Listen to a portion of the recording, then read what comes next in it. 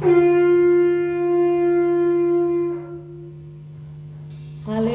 shalom Bapak Ibu, selamat pagi. Selamat hari Minggu buat kita semuanya. Saya percaya pagi ini semua tetap semangat, semua tetap sehat, semua tetap antusias. Haleluya. Mari sama-sama kita tundukkan kepala. Kita mau menyembah Tuhan, kita mau memuji Tuhan, kita mau menghadap hadirat Tuhan. Mari sama-sama kita angkat tangan kita bersyukur kepada Tuhan. Terima kasih Tuhan. Haleluya, kami mengucap syukur Tuhan untuk minggu pertama di bulan Mei ini Tuhan. Kami berterima kasih Tuhan. Kami melihat perbuatan-Mu yang ajaib dan perkasa dalam hidup kami Tuhan. Kalau kami ada sampai hari ini Tuhan, semua karena kebaikan Tuhan dalam hidup kami. Terima kasih Bapa yang baik. Bapa, kami bersama-sama umat-Mu baik yang ada di rumah dimanapun mereka berada Tuhan. Kami mau bersama-sama menghadap hadirat-Mu Tuhan. Kami mau menikmati kebaikan-Mu Tuhan. Kami mau menikmati kedahsyatan-Mu Tuhan. Sebab itu kami mengangkat tangan sama-sama Tuhan. Engkau menguduskan kami, Engkau melayakkan kami ya Tuhan. Baik kami sebagai istri, sebagai suami, anak-anak Tuhan, Engkau menguduskan kami semuanya. Terima kasih Tuhan, Engkau Allah yang sungguh baik bagi setiap kami. Haleluya. Kau Allah yang setia, Bapa yang mulia, kasih-Mu besar Tuhan. Kau pulihkan hidupku,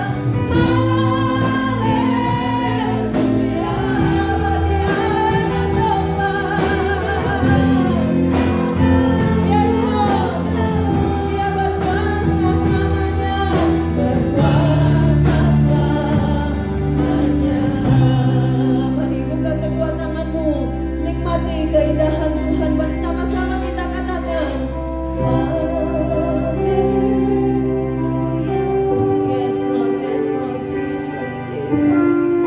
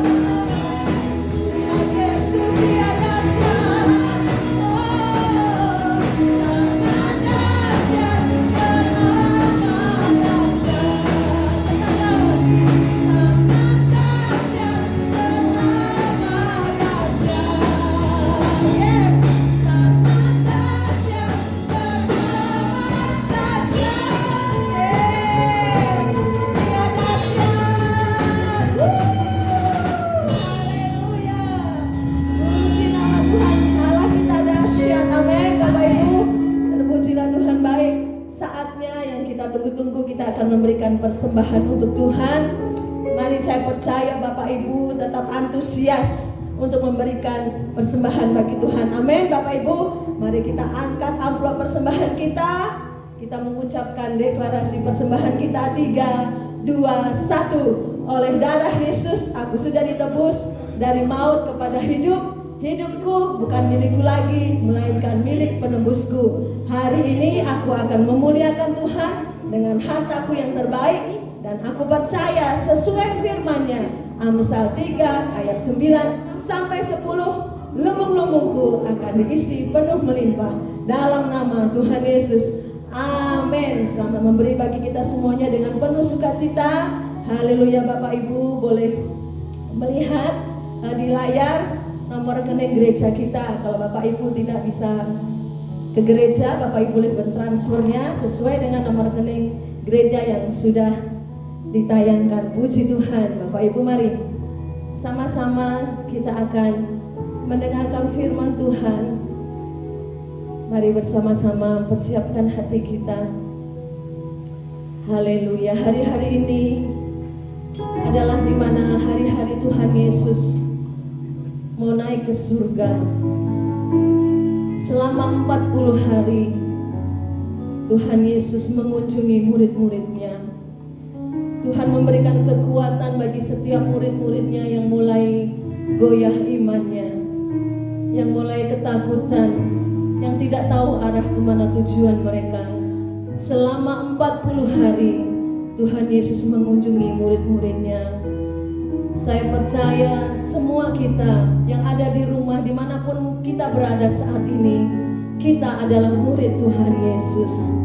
Sebab itu Tuhan yang sendiri yang akan mendatangi kita, mengunjungi kita, memberikan kita kekuatan yang baru, memberikan kita penghiburan, menguatkan iman kita kembali, mengingatkan bahwa kita tidak sendirian, bahwa kita ditemani, bahkan Tuhan mengutus Roh Kudus-Nya untuk menjadi penghibur bagi setiap kita.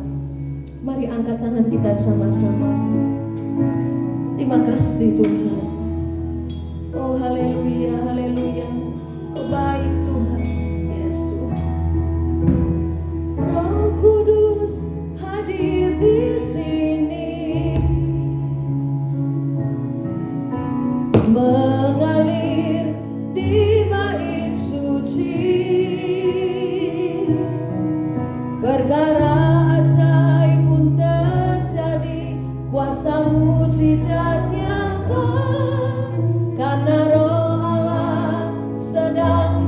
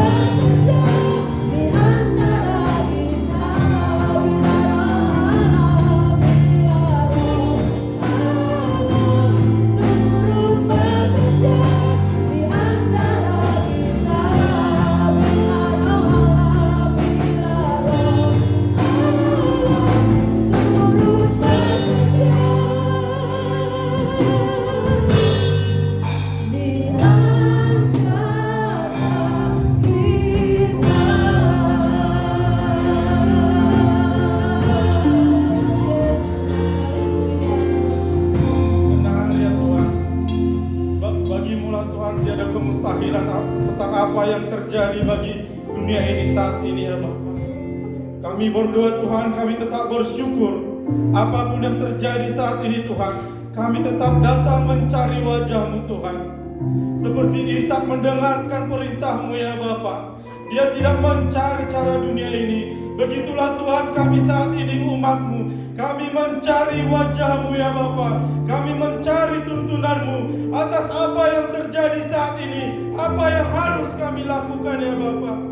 Terima kasih Tuhan, Engkau terus menuntun kami, Engkau terus memelihara kami di dalam Tuhan kegentaran hari-hari ini.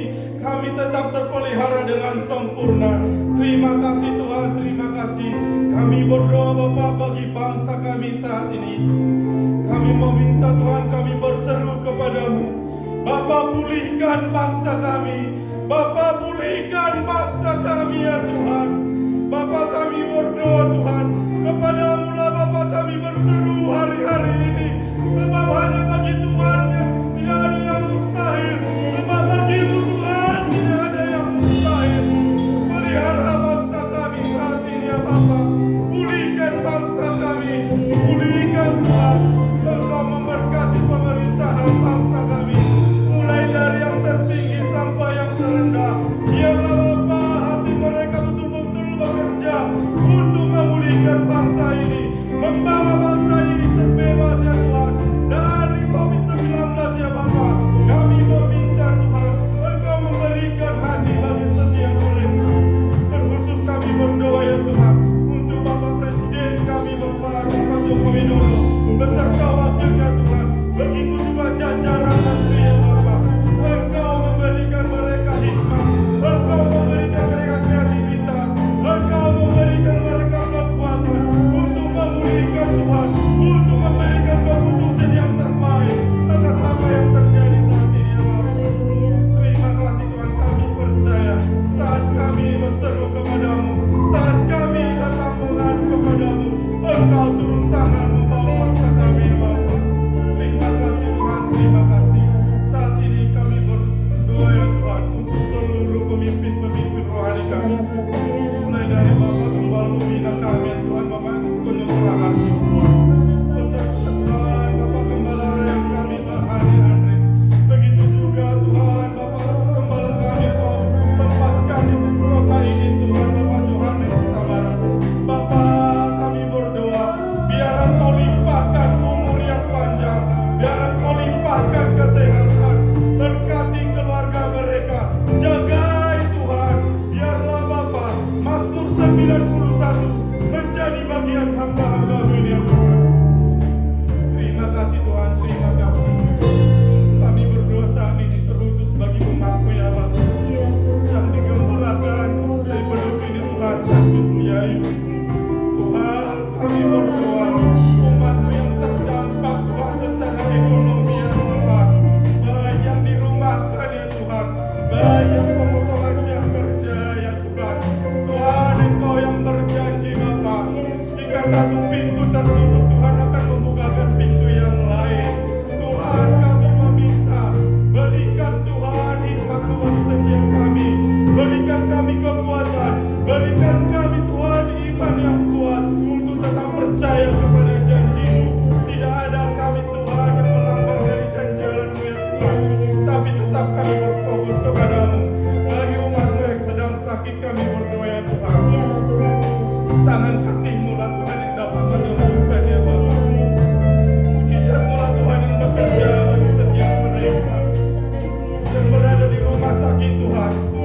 Tangan-Mu Tuhan yang memulihkan, yang terbaring lemah di setiap rumah-rumah. Engkau Tuhan yang memulihkan Bapa. Kami berhitungan di tengah pandemi ini ya Bapa, mujizat demi mujizat terjadi bagi setiap umat ya Bapa. Kami percaya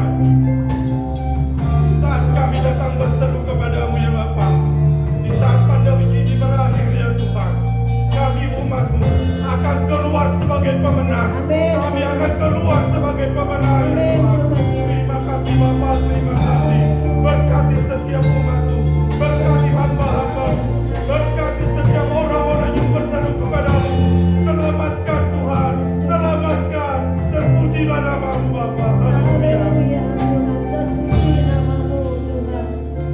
Haleluya.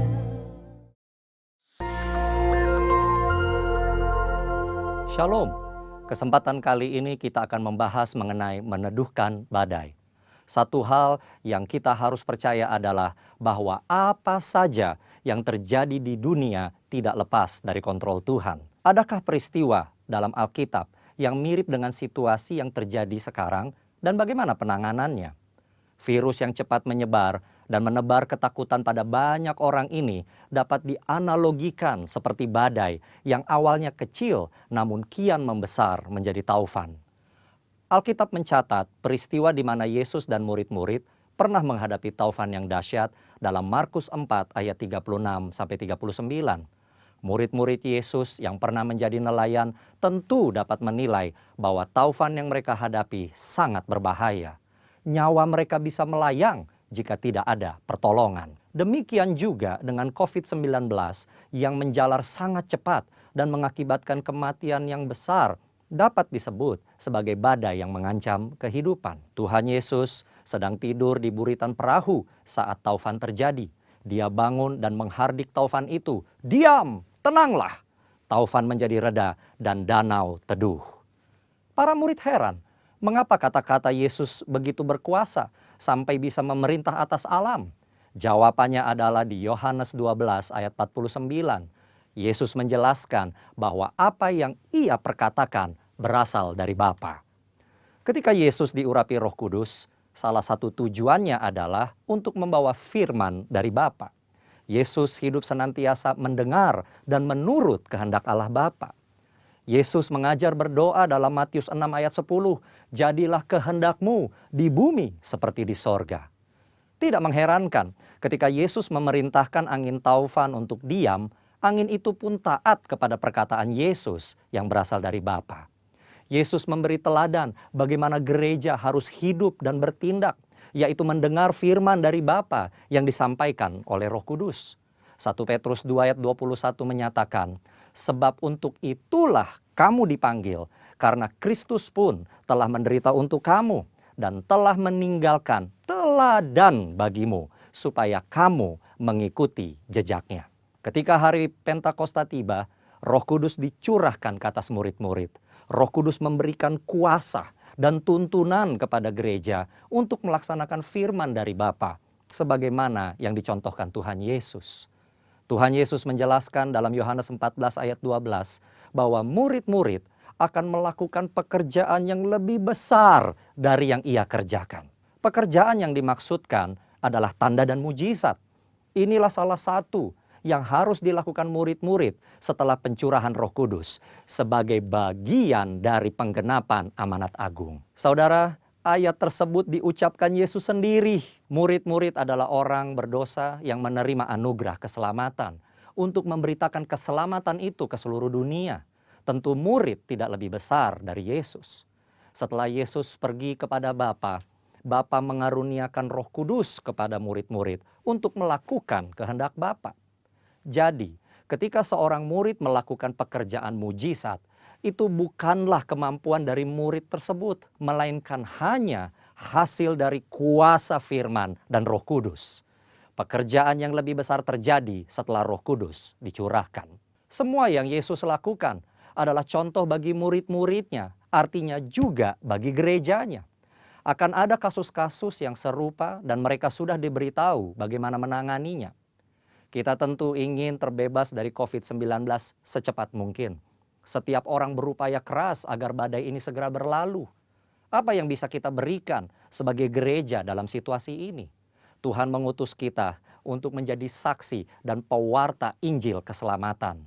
Kita berdoa, menguatkan yang sedang ketakutan, memberi bantuan kepada yang membutuhkan, serta upaya-upaya lain sesuai anjuran pemerintah dan menyampaikan kehendak Tuhan. Sebagaimana badai menjadi teduh ketika Yesus menghardik, maka pandemi COVID-19 pun perlu dihardik agar diam dan tenang. Dalam arti tidak lagi menimbulkan penyakit pada banyak orang. Tujuan akhir dari tindakan ini adalah orang-orang akan melihat Tuhan berseru kepada nama Tuhan, dan akhirnya diselamatkan. Ini akan menjadi momen untuk menyatakan kasih dan kuasa Kristus kepada banyak orang. Di bagian berikutnya, kita akan membahas tentang kesembuhan ilahi. Tuhan Yesus memberkati.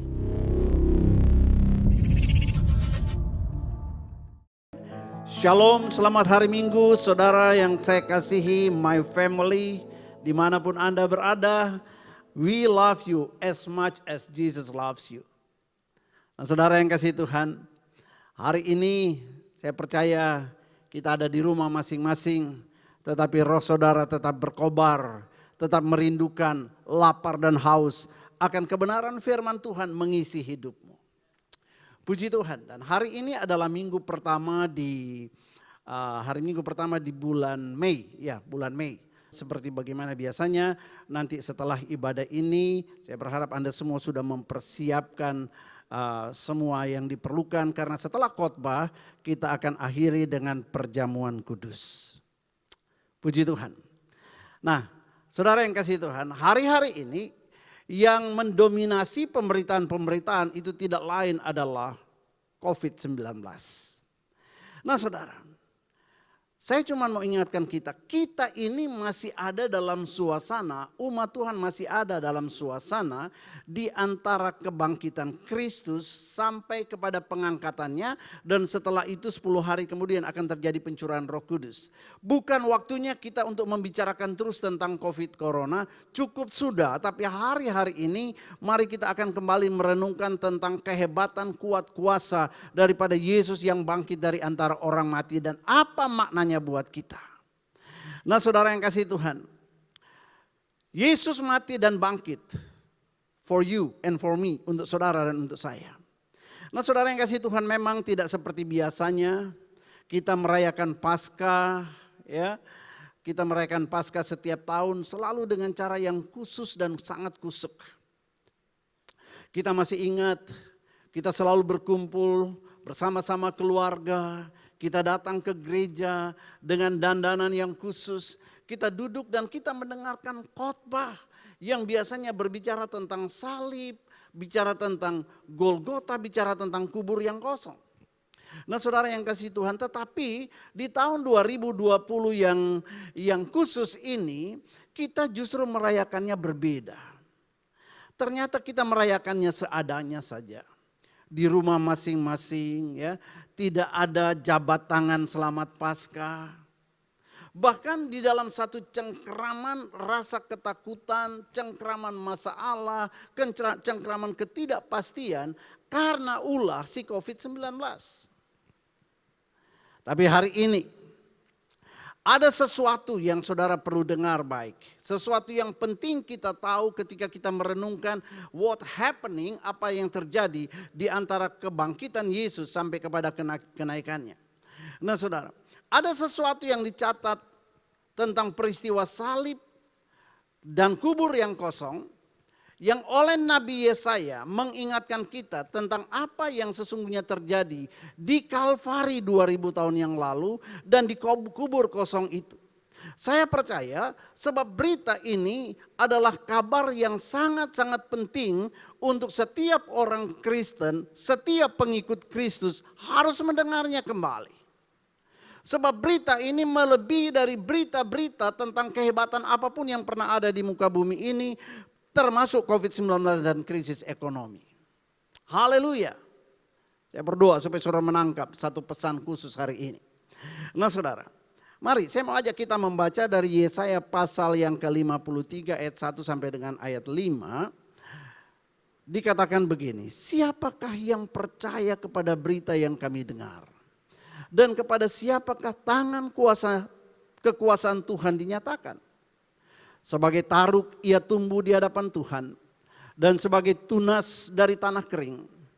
Ia tidak tampan dan semaraknya pun tidak ada sehingga kita memandang dia. Dan rupa pun tidak sehingga kita menginginkannya. Ini Yesaya berbicara tentang sebuah gambaran Yesus ketika dia mati di atas kayu salib. Kemudian ayat yang ketiga berkata, dia dihina dan dihindari orang.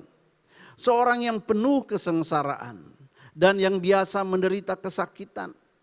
Ia sangat dihina sehingga orang menutup mukanya terhadap dia.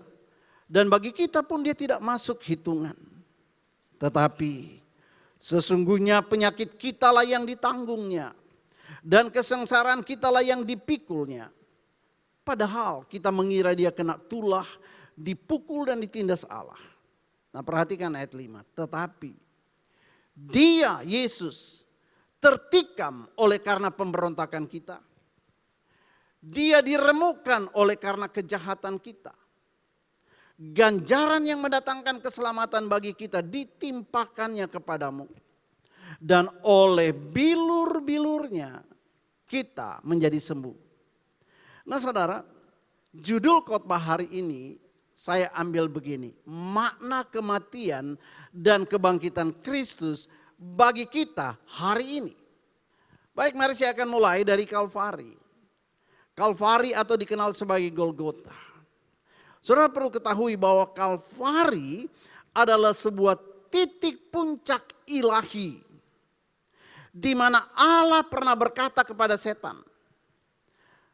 Allah berkata, hai setan, engkau tidak dapat merebut mereka dengan alasan pun dari tanganku, dari kasihku. Saya ulangi. Kalvari mengingatkan kita tentang sebuah puncak ilahi di mana Allah pernah berkata kepada setan, hai setan, engkau mulai saat ini di tempat ini, engkau tidak lagi punya kuasa, engkau tidak boleh lagi merebut mereka dari dalam tanganku yang penuh dengan kasih. Nah saudara yang kasih Tuhan. Kemudian apa yang Tuhan lakukan di kayu salib?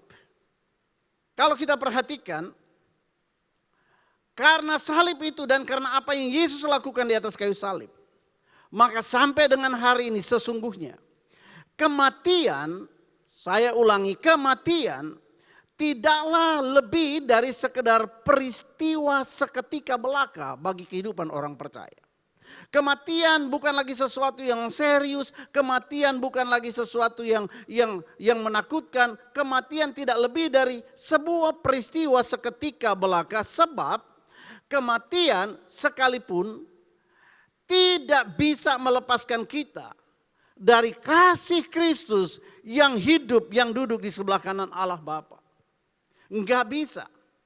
Nah saudara yang kasih Tuhan, Alkitab yang membuktikan bahwa Allah telah membangkitkan Yesus dari antara kematian, Alkitab itu juga mengajarkan bahwa sebelum Yesus datang yang kedua kali sebagai hakim, nanti pada akhir zaman, maka pertama-tama dia akan mengangkat gerejanya, dia akan menjemput gerejanya, dan gereja Tuhan akan bertemu dengan dia di awan-awan yang permai dalam sukacita yang luar biasa.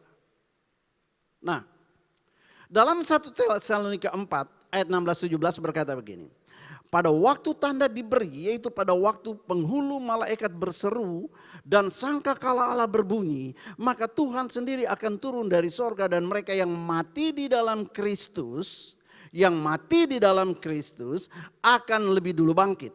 Sesudah itu kita yang masih hidup, yang masih tinggal akan diangkat bersama-sama dengan mereka dalam awan menyongsong Tuhan di angkasa.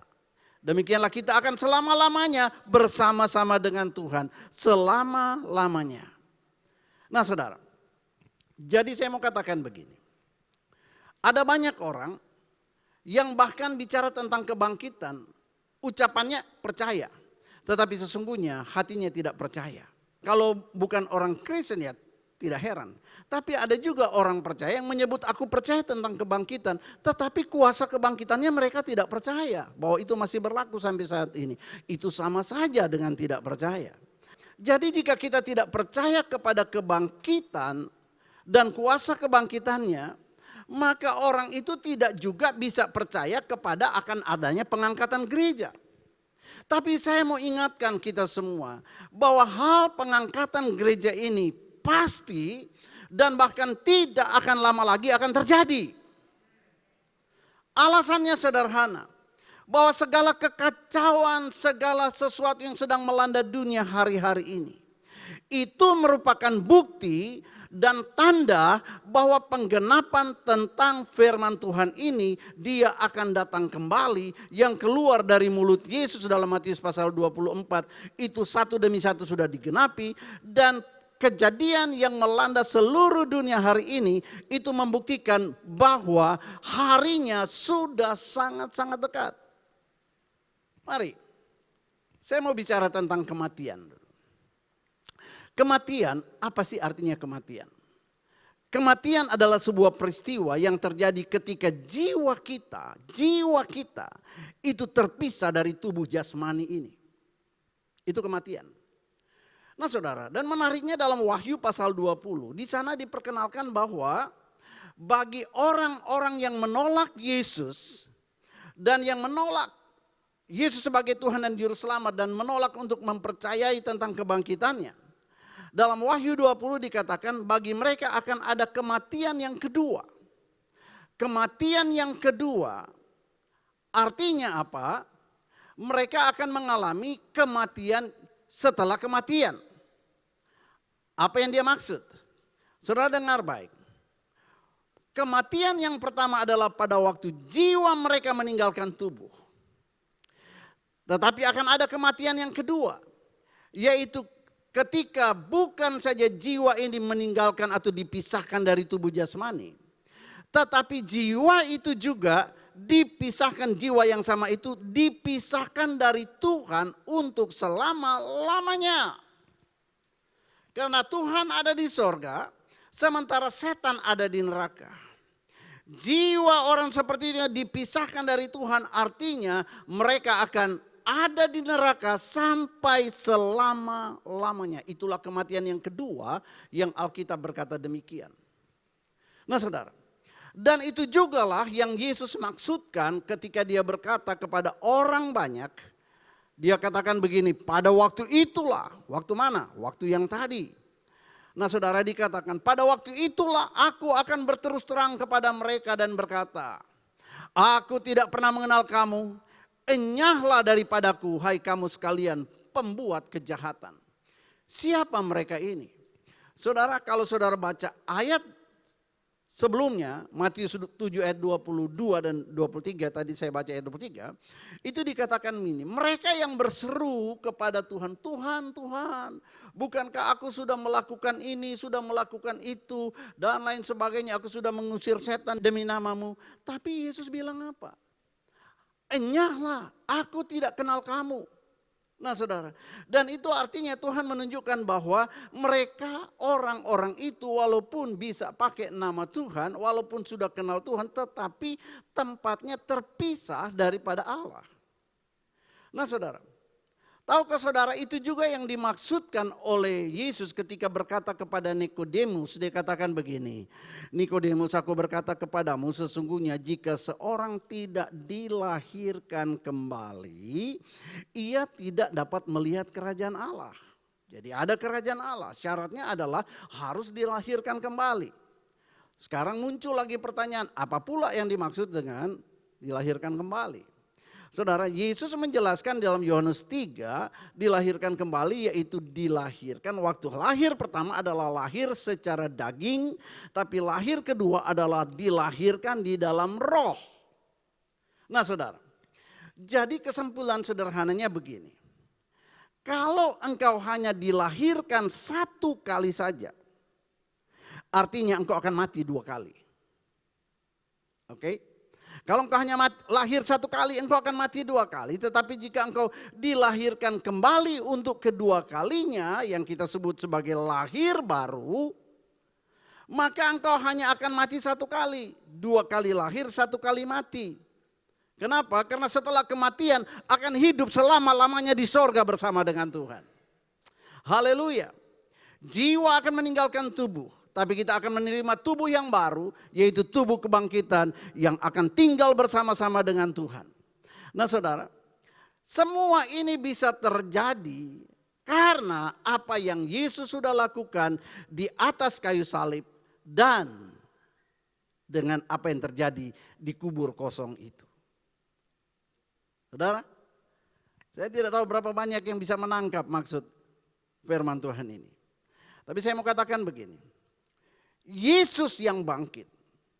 Saya percaya kita semua yang ada di rumah-rumah juga percaya bahwa Yesus sudah bangkit. Dia tidak mati, dia pernah mati, tetapi dia bangkit kembali dan dia hidup. Nah saudara, Yesus yang sama yaitu Yesus yang bangkit 2000 tahun yang lalu. Dengar baik ini. Yesus yang sama yang keluar dari kubur itu. Yesus yang sama hari ini sedang ada di rumah-rumah saudara. Yang ingin masuk ke dalam rumahmu, ingin masuk ke dalam hidupmu, ingin tinggal bersama-sama dengan engkau. Yesus yang sama juga ingin melahirkan engkau kembali di dalam roh. Supaya dengan demikian engkau akan mengalami kuasa kebangkitannya.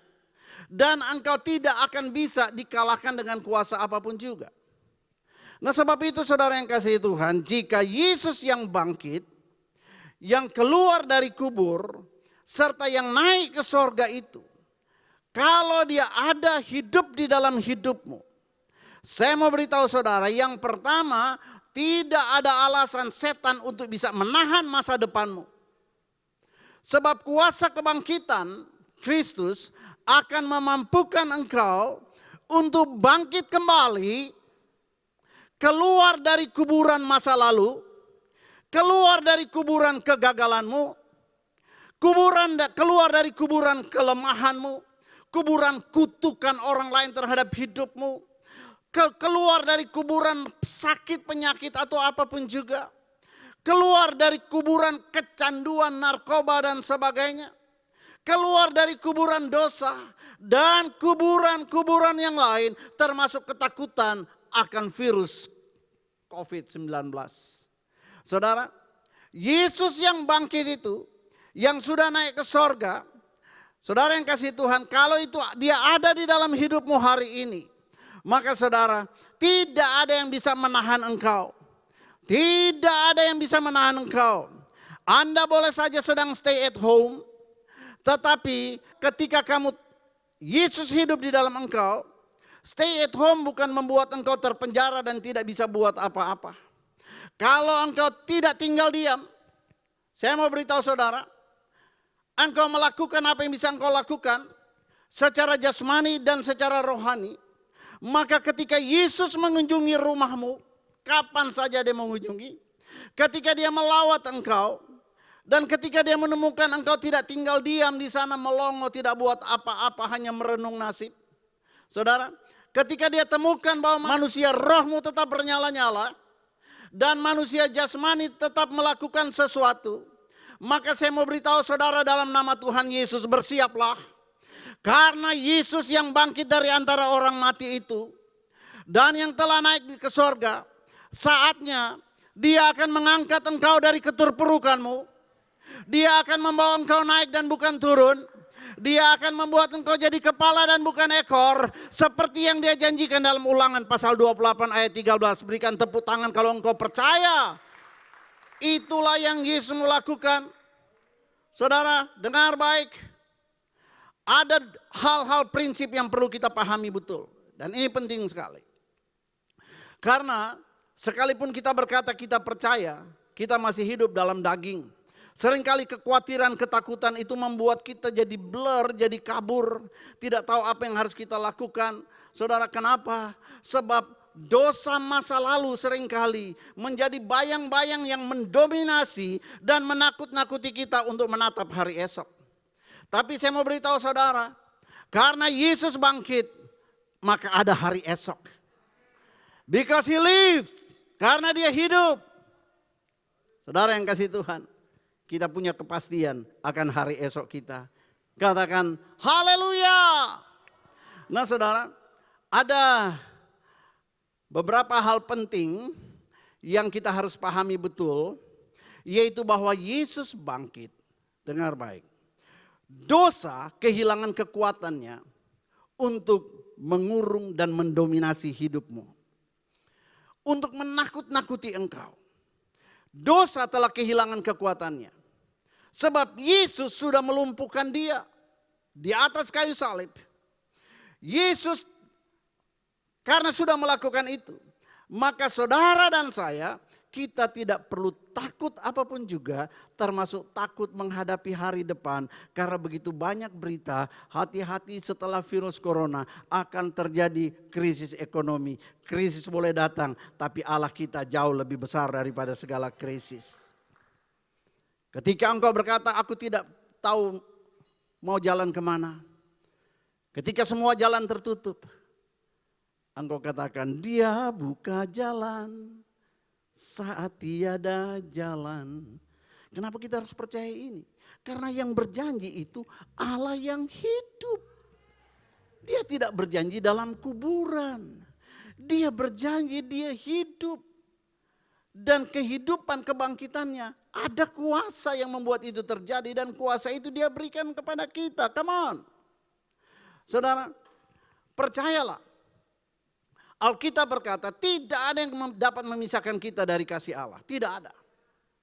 Itu sebabnya percayalah bahwa Tuhan akan memandu hidupmu, akan menuntun hidupmu menuju kepada kehidupan yang berikutnya yang dia sudah siapkan buat saudara setelah stay at home ini berakhir.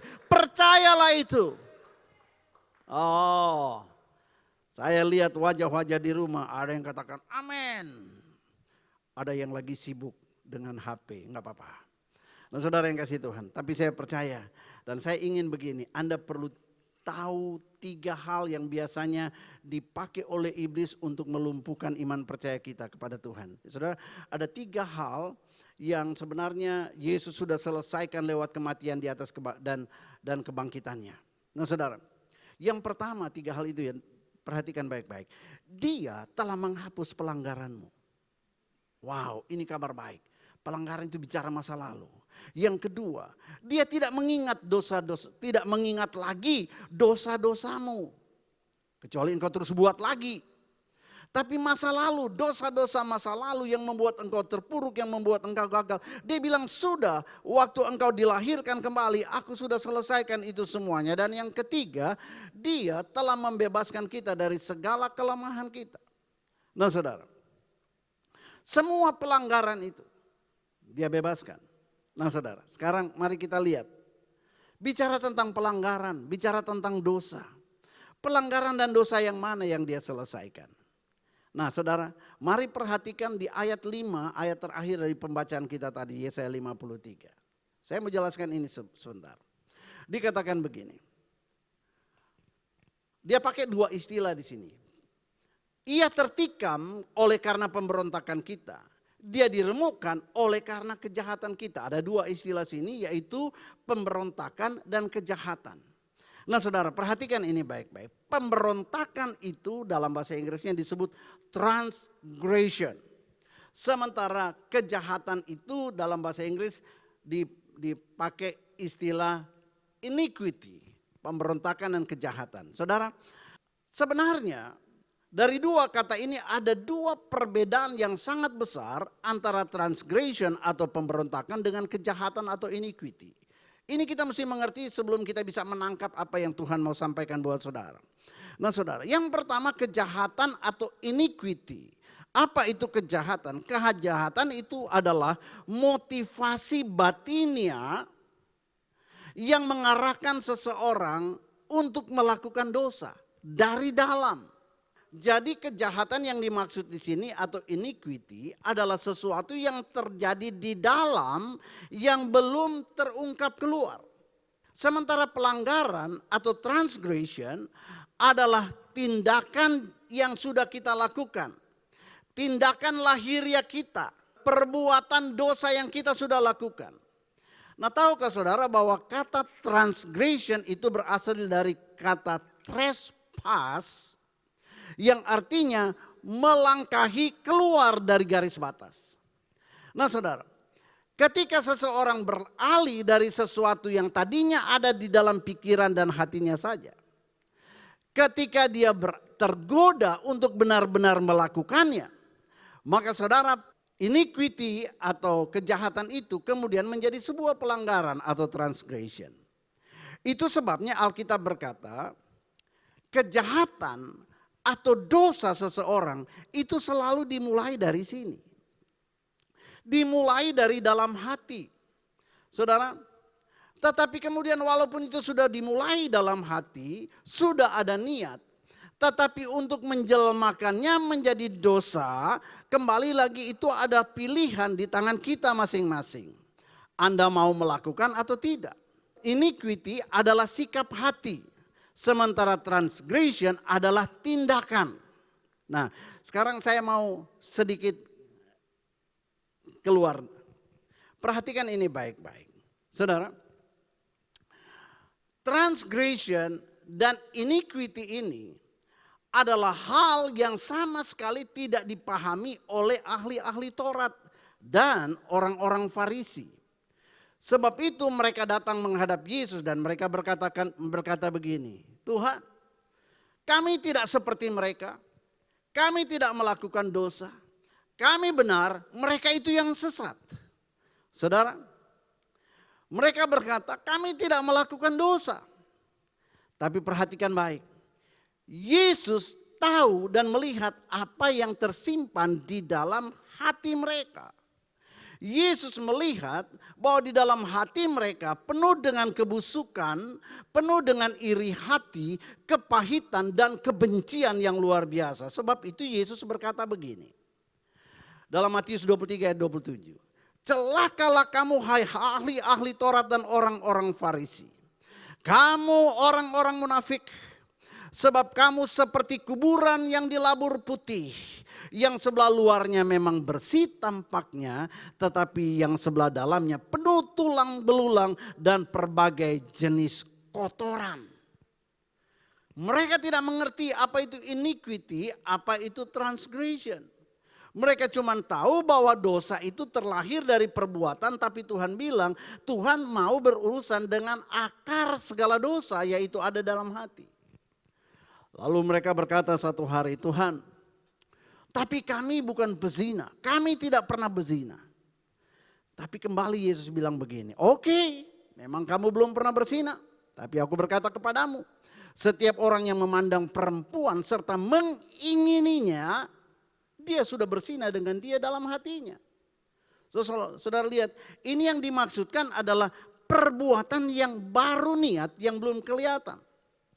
Nah saudara, kemudian mereka juga berkata, Tuhan kami tidak merampok uang jemaat loh Tuhan. Kami hidup apa adanya. Kami tidak merampok uang jemaat. Tetapi saudara, 1 Timotius 6 ayat 10 firman Tuhan berkata begini. Memang kamu tidak merampok. Karena memang akar kejahatanmu nggak kelihatan, ada di dalam. Apa itu akar kejahatan? Cinta uang. Lalu mereka tanya, buktinya mana? Dan firman Tuhan menjawab, beberapa orang telah menyimpang dari imannya dan menyiksa dirinya dengan sibuk memviralkan berbagai gosip dan penghakiman yang mereka nggak tahu benar apa enggak. Anda bisa tangkap ini? Sebab itu hati-hatilah. Yakobus pasal 4 menarik juga. Yakobus bilang begini. Ya, kamu mengingini sesuatu, ini bicara kepada jemaat loh. Kamu mengingini sesuatu, tapi kamu tidak memperolehnya, lalu kamu membunuh.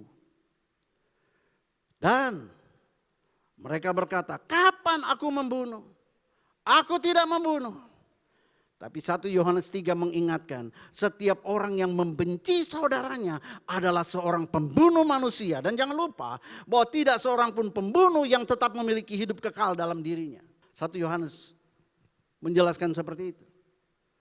Lalu mereka berdalih, tapi kami tidak pernah membenci saudara kami. Dan Amsal jawab begini, ucapanmu yang menimbulkan pertengkaran itu adalah bukti hatimu penuh dengan kebencian. So firman Tuhan itu lengkap, enggak usah berdalih. Yang jelas Tuhan melihat dari dalam keluar, Anda melihat dari luarnya saja. Yakobus kemudian melanjutkan begini, kamu iri hati, tetapi kamu tidak mencapai tujuanmu. Makanya kamu memfitnah, makanya kamu menggosip. Mereka berkata, apa buktinya kami iri hati? Saya mau beritahu saudara, Yakobus menjawab, karena kamu bertengkar dan berkelahi. Baca tuh ayat itu ada berkata, karena kamu bertengkar dan berkelahi. Dan fakta bahwa kamu tidak memperoleh apa-apa. Kenapa? Karena kamu pandai buat ribut, tetapi kamu jarang berdoa. Lalu mereka bilang, siapa bilang kami tidak berdoa?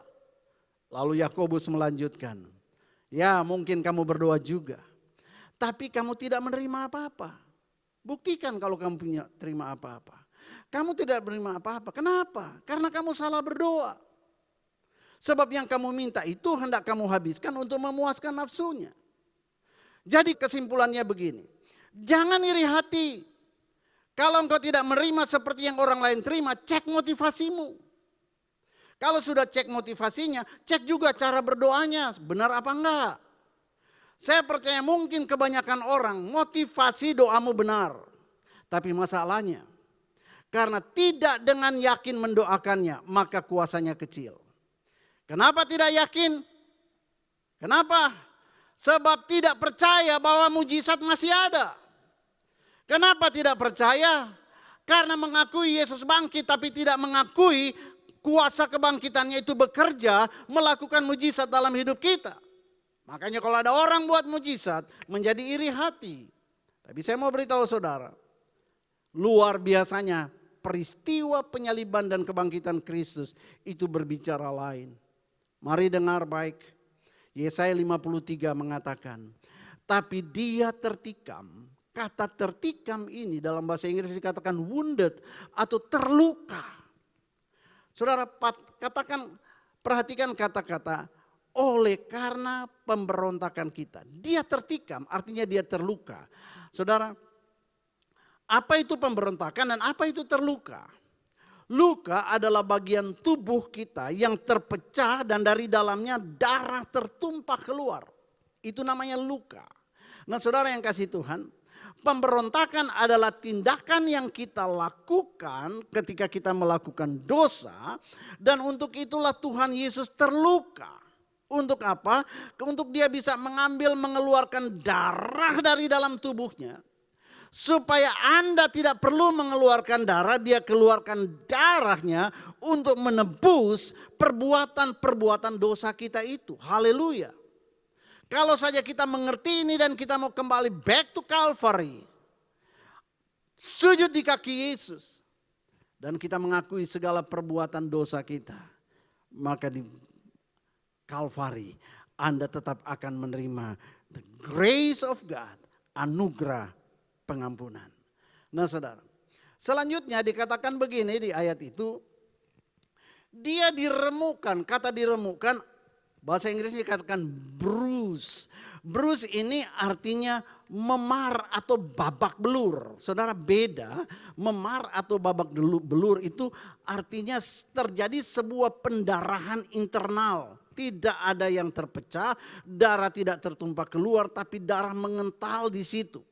Nah saudara, bekas benturan, bekas pukulan tidak sampai pecah. Sehingga tidak mengeluarkan darah. Tetapi terjadi pendarahan di dalam. Atau istilah lain biasa kita kenal luka dalam. Nah saudara, menakjubkan sekali. Perhatikan kata-kata oleh karena kejahatan kita. Iniquity kita. Nah, apa itu kejahatan atau iniquity? Tadi saya sudah jelaskan adalah segala motivasi yang ada di dalam kita yang kita sembunyikan, kebusukan yang kita sembunyikan, yang kita poles dengan hal-hal rohani, kita poles dengan hal-hal yang kelihatannya baik. Itu bicara tentang dosa yang tersembunyi. Saudara yang kasih Tuhan, kabar baiknya adalah begini. Yesus mati di atas kayu salib. Di Golgota dia terpampang di sana. Darahnya tertumpah keluar. Dan saudara ada bekas-bekas memar di sana. Alkitab berkata dia biarkan dirinya mengalami seperti itu. Karena dia mengasihi saudara dan mengasihi saya. Dia mengasihi orang yang difitnah. Dia mengasihi juga sang pemfitnah. Dan dia ingin supaya semuanya diselamatkan. Kalau saja kita mau kembali ingat. Datang back to Calvary. Datang ke salib Yesus dan lihatlah apa yang dia sudah lakukan di sana. Masakan kita mau lakukan itu berulang kali? Masakan kita terus mau menyakiti hatinya? Masakan kita terus mau menghantam tubuhnya sampai babak belur? Saudara yang kasih Tuhan, Mari perhatikan baik. Inilah kedahsyatan dari apa yang Yesus lakukan di Kalvari, di mana Dia benar-benar mau membersihkan kita dari dalam dan dari luar. Only Kalvari, hanya di Kalvari yang menjadi satu titik di mana Allah berkata, kalau mereka datang kembali ke salibku, mereka sujud menyembah aku, mereka mengakui dosanya, maka aku akan mengampuni mereka, dan setan, iblis, engkau tidak punya kuasa, engkau tidak punya hak lagi untuk merebut mereka daripadaku, untuk merampas masa depan yang aku sudah sediakan bagi mereka. Saudara, saat ini ketika Tuhan melihat Anda dimanapun Anda berada, Ia melihat semua pelanggaran kita di luar dan di dalam. Kita tidak bisa menyembunyikannya. Saudara, dan melalui darah Yesus, Sang Anak Domba Allah, Putra Allah itu.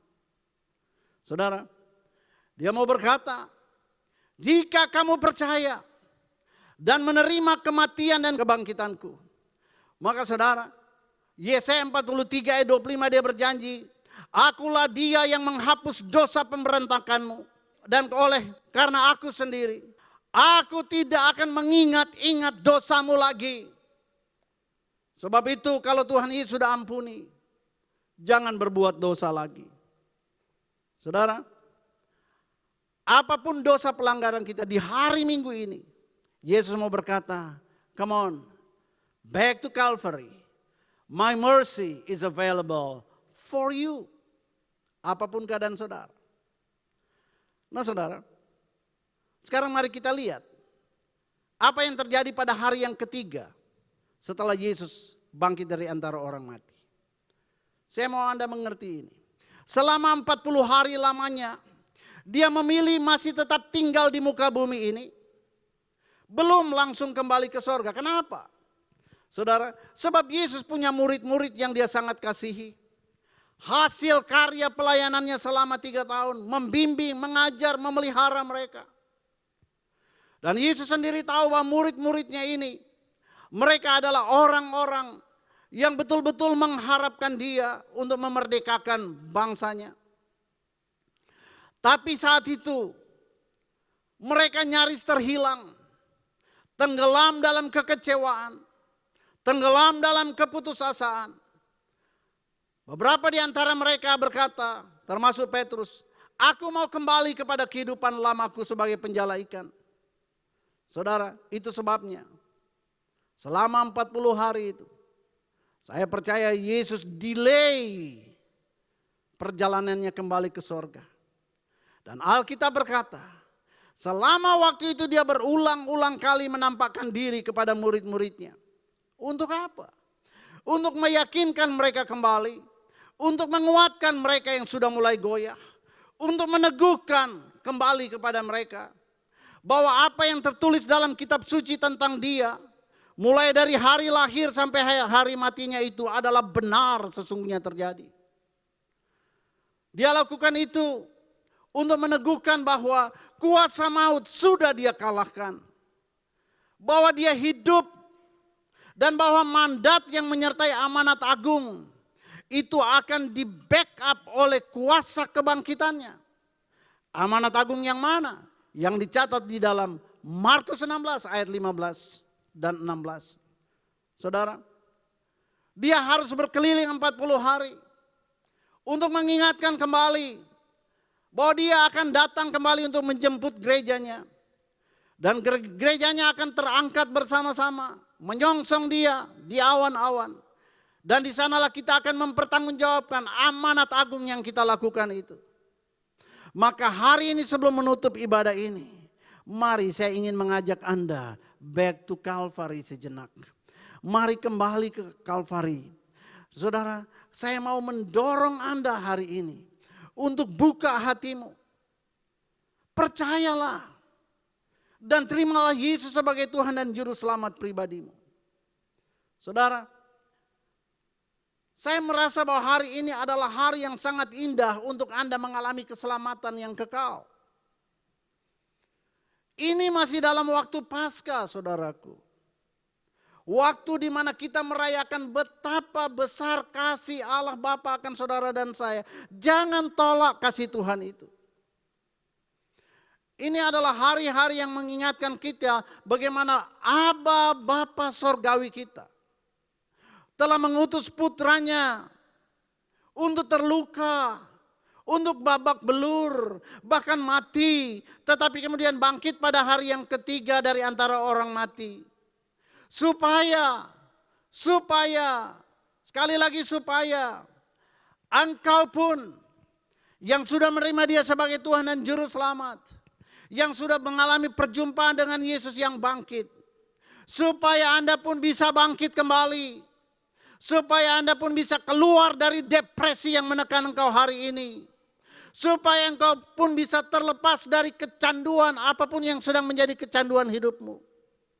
Supaya engkau bisa bangkit dan keluar dari kegagalan masa lalu, kekecewaan masa lalu.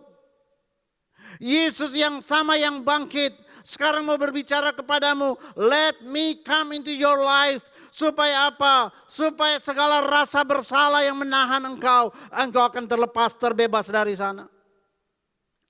Tuhan mau supaya Dia bisa engkau berikan kesempatan untuk membawa engkau keluar dari segala kegagalan masa lalu.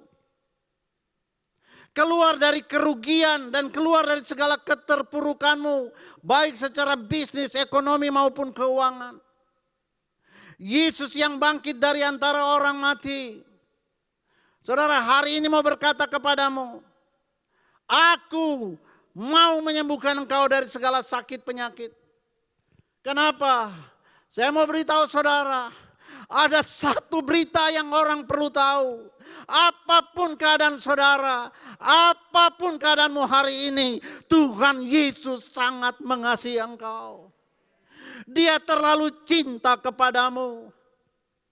Saudara yang kasih Tuhan, dalam keadaan seperti ini dengar baik. Tidak ada orang yang bisa sepeduli Yesus terhadap hidupmu. Dia sangat peduli kepada keadaanmu. Dia peduli kepada setiap kebutuhanmu.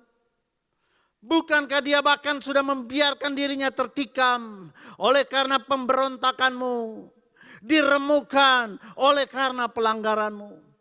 Dan Dia berkata, oleh bilur-bilurnya, oleh bilur-bilur Yesus, Ia ingin menyembuhkan engkau. Dia ingin memulihkan keadaanmu dari segala sesuatu itu. Jangan engkau tolak. Jangan tolak Dia. Inilah pesan Paskah yang powerful hari ini. Anda harus percaya. Saudara, tidak ada untungnya buat orang lain. Tidak ada untungnya buat gereja. Tetapi itu sangat menguntungkan buat engkau. Kalau hari ini engkau mau percaya, come to Calvary with me. And I will show you how Jesus bear your sins on the cross. Saudara yang kasih Tuhan. Sebab itu, jangan biarkan iman dan pengharapanmu digoncangkan oleh berbagai macam pendapat. Mereka-mereka yang tidak percaya kepada kuasa kebangkitan Kristus itu. Yang hari-hari ini beredar di mana-mana. I will challenge you to think. Saya mau menantang saudara untuk memikirkan, merenungkan betul-betul dua hal ini. Bahwa di hari-hari seperti ini, waktu engkau stay at home, waktu engkau tidak tahu apa yang engkau harus lakukan next, waktu engkau tidak tahu apa yang akan terjadi dengan anak-anakmu, istrimu, suamimu, waktu engkau tidak tahu lagi apa yang akan terjadi dengan bisnismu dan sebagainya. Dalam kondisi seperti ini dengar baik. Kalau kamu tidak mau percaya kepada Kristus Yesus, kalau kamu tidak mau percaya kepada kuasa kebangkitannya, kalau engkau tidak mau percaya lagi bahwa mujizat masih ada, emangnya kamu bisa buat apa lagi? Think about it. Pikirkan itu. Yang kedua, dalam kondisi seperti ini semua orang tidak tahu mau berbuat apa. Maka renungkan baik. Kalau bukan Tuhan Yesus, lalu siapa lagi?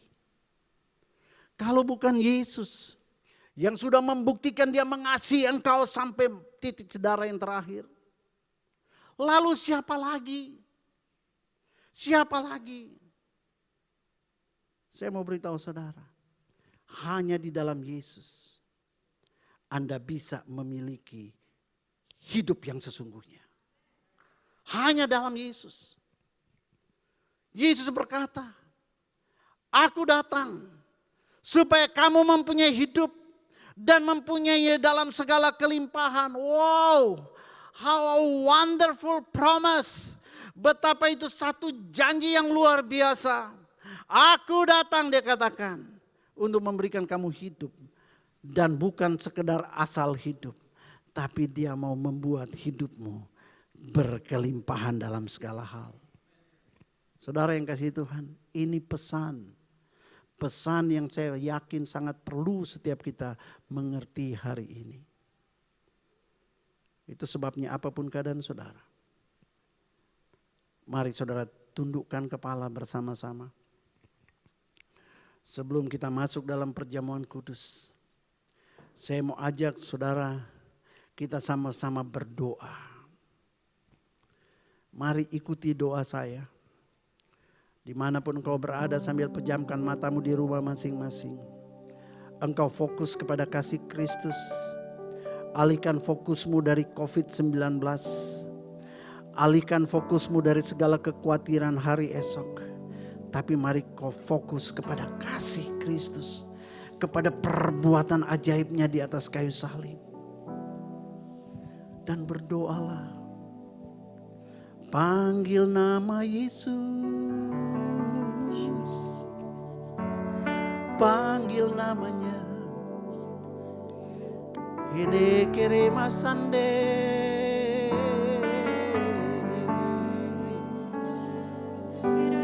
Firman Tuhan sudah aku sampaikan. Ini saatnya Tuhan ingin kita meresponi. Bahwa kalau bukan Yesus siapa lagi? Ini saatnya engkau membuat keputusan. Menyerahkan seluruh hidupmu kepadanya. Maka engkau akan mendapatkan pertama-tama pengampunan segala dosa pelanggaranmu. Yang kelihatan maupun yang tidak kelihatan. Tapi yang akan disusul kemudian dengan pemeliharaan. Dengan pertolongan. Dengan pemulihan, dengan kesembuhan. Yes. Sebab itu kalau engkau mendengarkan suara Tuhan, engkau mau berkata, Tuhan, aku mau kembali ke Kalvari. Engkau angkat tangan, saya mau tuntun saudara ikuti doa pendek ini. Mari katakan, Tuhan Yesus. Tuhan Yesus, Hari ini aku memilih hari ini aku memilih untuk percaya kepada Engkau dan kuasa kebangkitan-Mu. untuk percaya kepada Engkau dan kuasa kebangkitan. Dan aku mau menolak segala sesuatu. Dan aku mau menolak segala sesuatu. Baik itu pandangan-pandangan yang dikatakan teologis sekalipun. Baik itu pandangan-pandangan yang dikatakan teologis sekalipun. Aku memilih untuk mempercayai Aku memilih untuk apa mempercayai yang Roh Kudus hari ini bicara kepadaku. apa yang hari ini Roh Kudus bicara kepadaku. Itu sebabnya Itu sebabnya aku memutuskan hari ini. aku memutuskan hari ini. Aku mau menyerahkan seluruh hidupku kepadamu. Aku mau menyerahkan seluruh hidupku kepadamu. Aku mau mempercayai Engkau dengan segala janji dan firman. Aku mau mempercayai Engkau dengan segala janji dan firman. Dan aku mau terima Engkau Tuhan Yesus. Dan aku mau terima Engkau Tuhan Yesus. Jadilah Tuhan Jadilah Tuhan dan jadilah juru selamatku. dan jadilah juru selamatku. Aku percaya Aku percaya Engkau sanggup Engkau sanggup dan Engkau mau dan Engkau mau dan Engkau akan segera dan Engkau akan segera menyelamatkan keluargaku, menyelamatkan keluarga, menyelamatkan kesehatanku, menyelamatkan kesehatan, menyelamatkan pekerjaanku, menyelamatkan pekerjaan, menyelamatkan bisnisku, menyelamatkan bisnisku, keuanganku, keuanganku, semuanya. semuanya. Aku percaya Aku Tuhan. percaya Tuhan. Dan aku akan terus percaya. Dan aku akan terus Di percaya. dalam nama Tuhan Di Yesus. dalam nama Tuhan Yesus. Kami berdoa. Amin. Amin. Amin. Haleluya. Puji Tuhan. Mari kita akan siapkan hati kita untuk masuk dalam perjamuan kudus. Alkitab berkata, setiap kali kamu makan dan minum dari tubuh dan darahku ini, biarlah semua itu menjadi peringatan akan aku. Amin. Apa yang harus kita ingat? Kalvari. Yes. Apa yang harus kita ingat? Apa yang Tuhan sudah kerjakan di atas kayu salib. Amin. Apa yang harus kita ingat? Bahwa Dia pernah mati, benar-benar mati. Apa yang harus kita ingat? Bahwa pada hari yang ketiga Dia benar-benar bangkit. Yes. Apa yang harus kita ingat? Bahwa karena kuasa kebangkitannya Dia hidup di dalam kita, maka di dalam kita juga ada kuasa kebangkitan Amin. Kristus. Amin. Apa yang harus kita ingat? Bersama dengan Kristus kita tidak perlu takut. Bersama dengan Kristus ada kepastian. Amin. Mari Bapak Ibu Saudara sekalian, persiapkan roti dan anggur, dan kita akan masuk dalam perjamuan kudus. Mari sambil kita mengangkat roti di tangan kanan kita, mari kita ingat kembali the amazing grace of the cross. How sweet the sound that saved a wretch like me. I was lost, but now I'm found. Was blind, but now I see. Sangat besar anugerah-Mu. Amazing grace, how sweet the sound that saved a wretch like me. I once was lost, but now I'm found. Was blind, but now I see.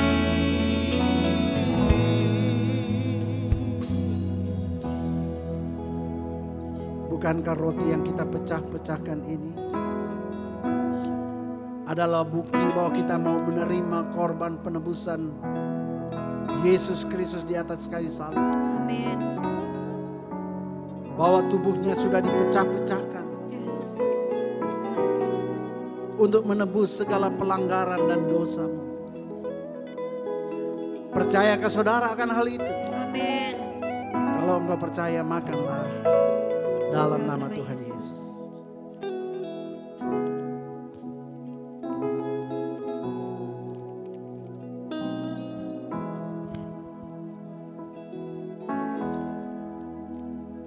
Mari angkat cawan. Yesus berkata, inilah darahku yang aku curahkan untuk menyucikan, menebus segala dosa dan pelanggaran. Perbuatlah ini setiap kali kamu meminumnya menjadi peringatan akan aku. Apa yang perlu kita ingat? Bahwa darah Yesus sudah dicurahkan untuk menebus kita.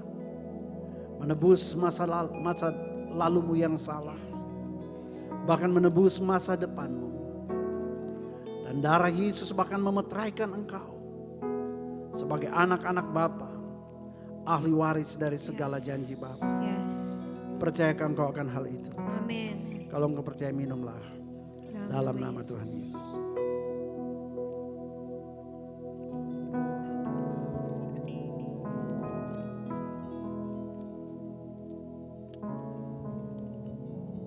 ucapkan syukur kepada Tuhan. Terima kasih Tuhan.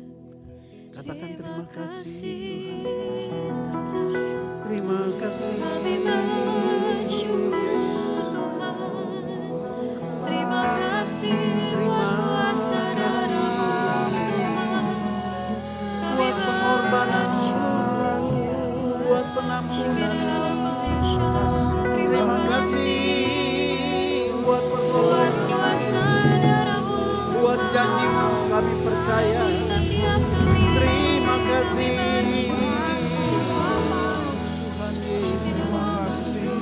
terima kasih Yesusku, terima kasih Yesusku, puji syukur hanya bagi Tuhanku. Terima kasih Yesusku, terima kasih Yesusku, puji syukur hanya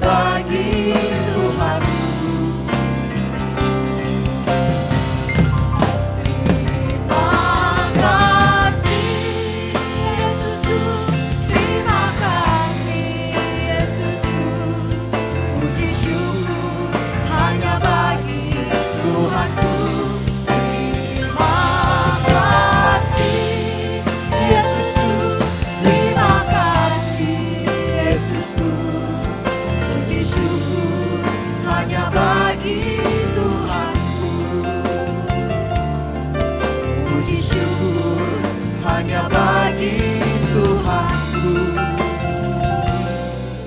Puji syukur hanya bagi Tuhanku.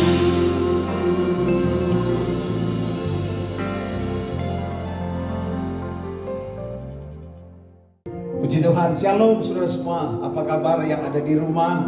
Boleh lambaikan tangannya tinggi-tinggi. Haleluya. Salam sehat, salam semangat, salam kangen saudara buat saudara semua. Kita sudah mendengar apa yang disampaikan oleh Gembala Rayon kita, Bapak Rohani kita, hambanya Bapak Pendeta Hani Andris.